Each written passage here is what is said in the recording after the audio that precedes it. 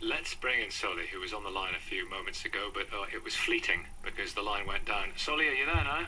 Yes, I'm there. I'm sorry about that. I'm not really sure what happened. Gremlins on my phone this morning. It's probably gremlins in our studio. So is your Okay. son? What's your son's situation?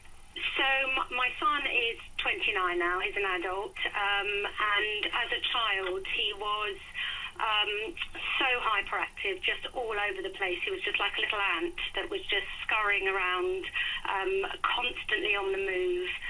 He was socially awkward, isolated. The other children just didn't get him. I like that expression, odd fish. He was always in trouble at school. I was the parent that was called in constantly to have a chat. He was labelled as naughty. I was isolated as a parent because it was almost like ADHD was contagious, so the other parents didn't include me. Well, in a sense of they just didn't want that sort of so-called bad behaviour to rub off. Yeah. Correct, and he wasn't invited to any birthday parties. Oh, God.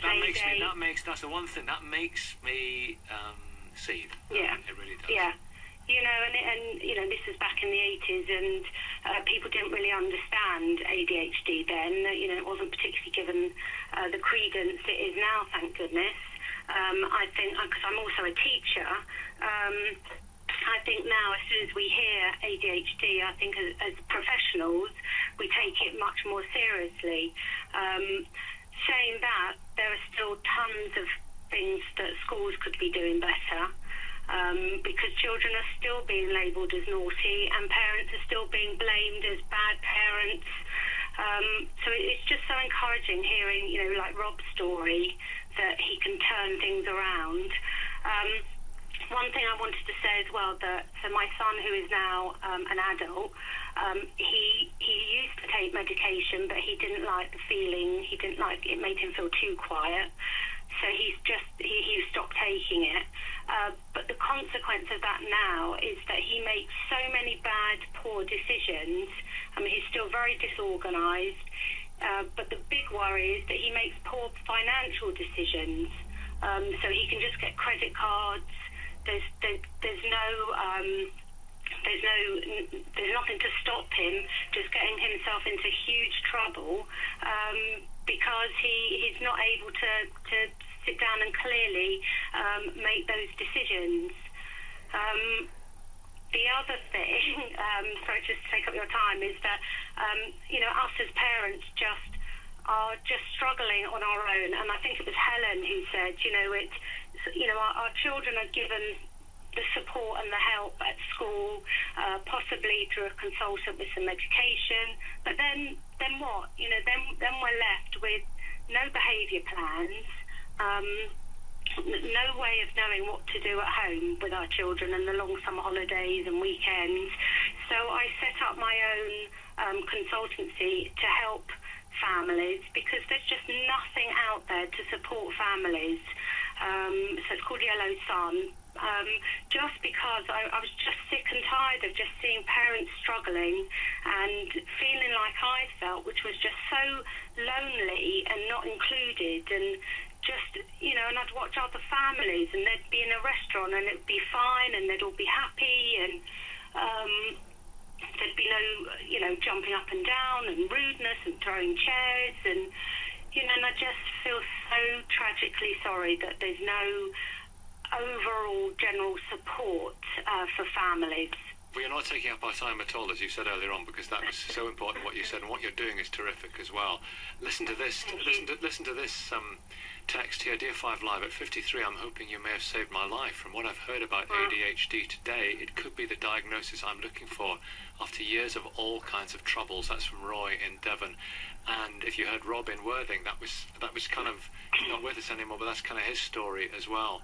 And I bet you've had a lot of mums and dads with your support groups saying, at last there's some people totally. to talk to who've been through what I'm going through. Yeah, totally. I mean, there's just nothing out there.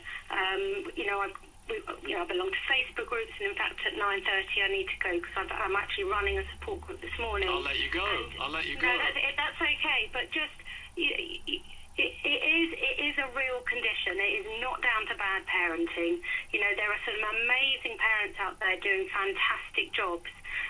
But our children are struggling. They're feeling lonely. They're feeling, you know, what Tony said about low emotional resilience. Our children their self-esteem is on the floor because all they're ever told is they're naughty and they don't fit in and there's something wrong and why can't you just sit still and why can't you behave? And as I think the lady right at the beginning said, it's like the magnets. It's not. There's no control over it. They just cannot. So we need to change their world in order for them to live comfortably and safely, and we need to raise their self-esteem and make them feel brilliant and amazing about themselves. Because ADHD is not the end. I mean, there's so many amazing people in society who have ADHD, and that energy and that buzz of ADHD. Rory Bremner spoke about it recently, didn't he? Yes, correct. Yes. There's a fast brain that flashes along in a wonderful way. Yeah, exactly. So, you know, it can be channeled and it can be used for positive, but unfortunately our school system means that children have to sit and conform and walk in straight lines and sit on the carpet and not fiddle and focus for 20 minutes.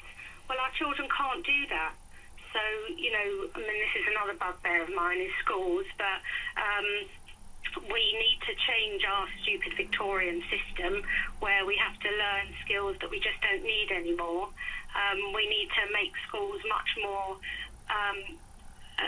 able to accommodate all of our children's needs, not just ADHD. But why do we need children just focusing on handwriting and times tables, whereas our children are able to sit and problem solve? You said some amazing things, and I've just got to tell you, it's 9:31. Are you?